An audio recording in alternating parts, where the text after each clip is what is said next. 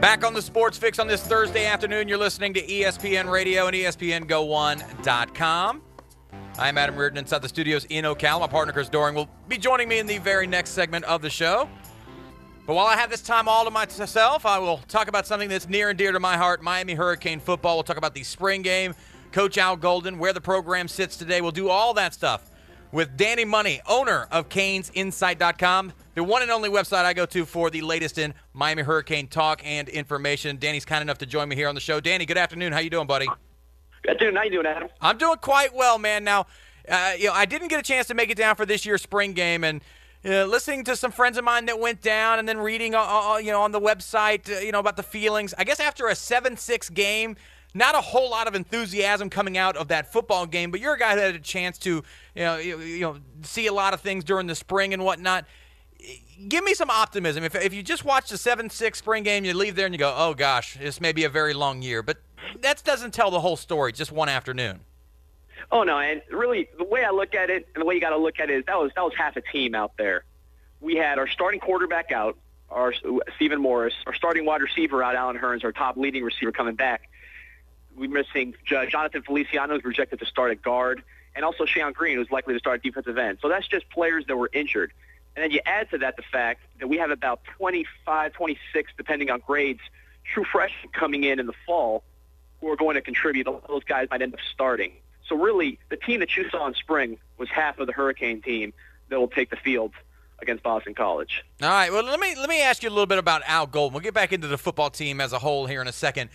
For Al Golden, he's a guy that I want to say, for the most part, the reception for has been very, very positive. He does a lot of different things that Randy Shannon never did at Miami. The openness of the program is almost unprecedented over the last 10 years or so. But is there a honeymoon phase, and is that honeymoon phase in danger of ending this year should they not go better than 6-6 like they did last season? Well, it's going to come down to the way they look and the product they put on the field. Because even though they did go 6-6 last year, I think a lot of people were encouraged by what they actually saw on the field. They liked the enthusiasm. They liked the fact that the team never quit. And it's sad as this is to say for a Miami program that is the most dominant in the state historically, they were happy that we just didn't get blown out of any game. Most of the games were close, and we had a chance to really make some noise if we would have won some of these 50-50 games. Now, if we keep losing those 50-50 games this year, and there's no improvement, particularly on defense, there could be some people that are upset. But I think in general, Al Golden has a really, really high approval rating with the fan base right now, and every time he does an interview or puts out one of these movies, the Raising Canes videos that you can see on YouTube, he really generates a lot of goodwill with the fan base because, as you said, Randy Shannon didn't do any of these things. Danny Money of CanesInsight.com with me here on the Sports Fix. And Danny, let me kind of dovetail the differences between Randy and Al Golden. To me, I always thought of Randy as probably the kind of guy that would be as much a disciplinarian as anybody else. But then when you hear about former players talking about, sort of not necessarily a Club Med type feel, but, everything's harder, everything's tougher, everything's more difficult under Al Golden. Was Randy sort of a disciplinarian on the surface, but then underneath maybe some inmates were running the asylum? Well, off the field, Shannon's record was tremendous, as far as graduation rates, staying out of trouble. He did what he said he was going to do in that regard. I think a lot of this falls down to their backgrounds. And if you look at their backgrounds, you had a guy in Randy Shannon who really was always a local guy, working for the Hurricanes, working for the Dolphins, obviously growing up in Miami. He had a very limited view of what it took to be a college coach because he hadn't been exposed to that much. He hadn't been very well traveled. And a lot of his staff came from the same background.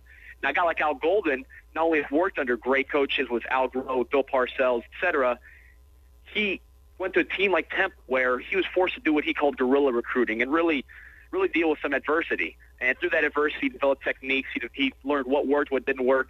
And I think that the perspective is wider than Randy's is the reason why he's hard to say he's done a better job because he just got here, but the reason why he seems to be attacking certain problems better than Randy did. Now, you mentioned recruiting, and Al Golden, one of the things you got to do to be good in this business is be a good recruiter. And he's the kind of guy that doesn't strike me as one of these, I read Rivals, I read Scout.com, I read any of these things, and that's how I like to recruit. He goes out and gets guys that come to the camps that look good for him, the guys that he goes and finds.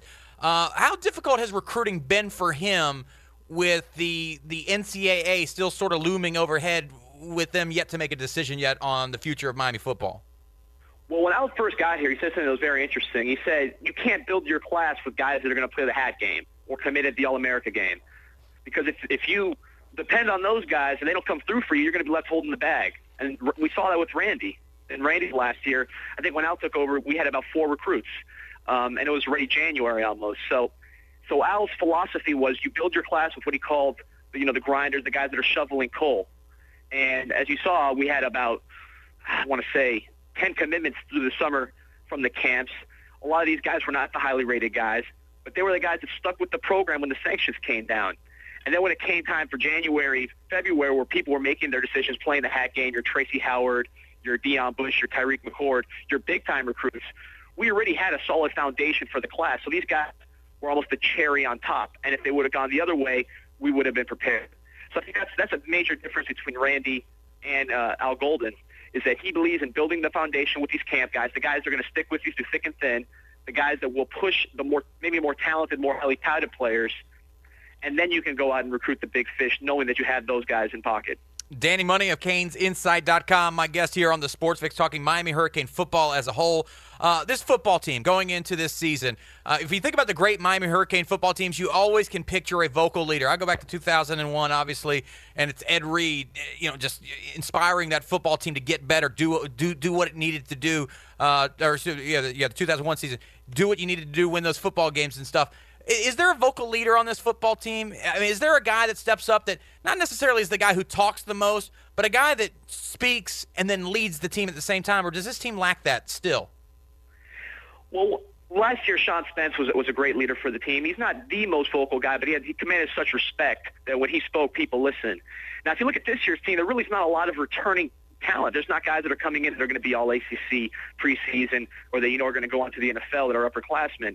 So there's no one commands that kind of respect yet. I think what Coach Golden wants and what the staff wants to see is that Stephen Morris sort of assumes that role. You saw him last year. He was on the bench, but he was still very vocal, very animated on the sidelines, wasn't moping, showed a lot of character in the way he handled Ja'Cory Harris being named the starter. And he has a ton of physical ability.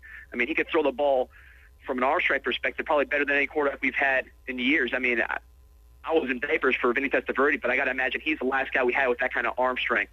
So if Stephen Morris can harness that talent and really start to produce on the field, I think he'll be the guy that you'll see take a leadership role with the team. All right, now going into this season for this football team, what's the biggest concern and then the biggest asset for this football program? I would say the biggest concern is still defensively. Even though you lost a lot of talent on offense, a lot of speed with Travis Benjamin, Tommy Streeter, Lamar Miller, the defense was leaky all year, and we lost. And there's not guys ready to step up yet that you can point to and say this guy's going to come in and we're just going to reload on defense. We're losing a few talented players: Sean Spence, Olivier Vernon, JoJo Nicholas. From a defense that was already kind of leaky, and our offense actually led the ACC last year in in yards per play. It was an explosive offense, but they just didn't have the ball enough. And part of the reason was because we were playing such a soft defense, such a bend don't break defense, to make up for the lack of talent at cornerback and the lack of talent really on the defensive line. It was the only defense we could play considering the talent level, and I don't think that talent level has elevated yet. So what you would like to see is some of these young guys that we're bringing in, either Tracy Howard, a Tyreek McCord, Jelani Hamilton, and some of the guys that Al signed last year, Thomas Finney, people like that, really step up on defense and start showing the signs that you saw with Anthony Chickalo and Denzel Perryman last year.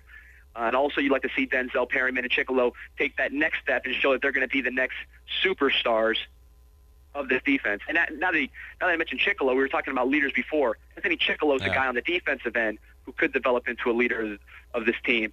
Very vocal, earned a lot of respect last year, played an exorbitant amount of snaps for a true freshman. I can't remember the last time we had a true freshman defensive end play as much as he did. He never came off the field, and he could be a guy that emerges as a leader on the defensive end. Danny Money of CanesInsight.com, man. I'm out of time, but I really appreciate yours, man, and look forward to catching up with you as we get closer to the season. Catch up and check in on Miami Hurricane football. Really appreciate you, my man. Hey, my pleasure. Thanks, Adam. Appreciate it. Danny Money, CanesInsight.com.